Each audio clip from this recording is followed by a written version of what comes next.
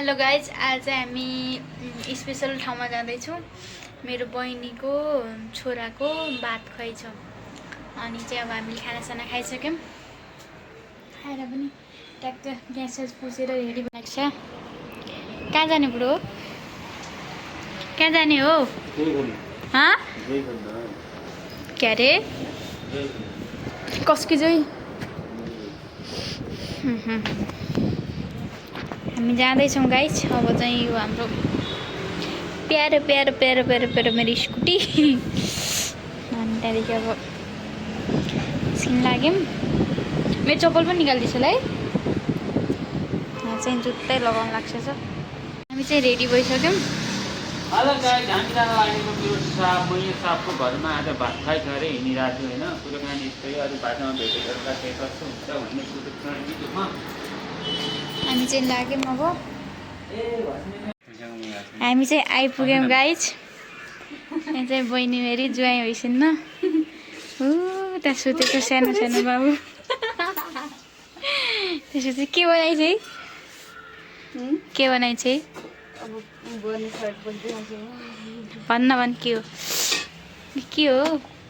पुरी छ अनि हलुवा छ। आज के हो मान्छे? छोराको पास्नी। ए हो, किन यति राम्रो भयो कि त? किन यति राम्रो भयो कि? कति राम्रो छ है मेरो बहिनी। सबैले कमेन्ट गर्नु है। हामीले हाल्ला कि त खान्नै? कति खायो भने धेरै थियो। तैँले खायो कि उसले यत्रो। लगाइस्। अब हामी पछि टिका लगाएको पनि देखाउँछौँ।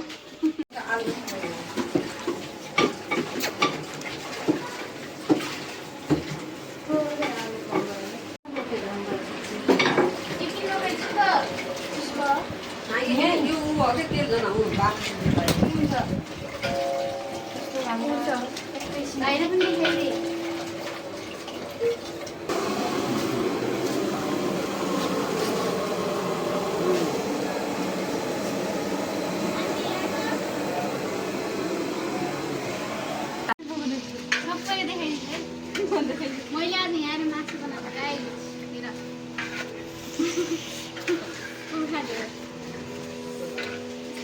मासु मासु 1 पिस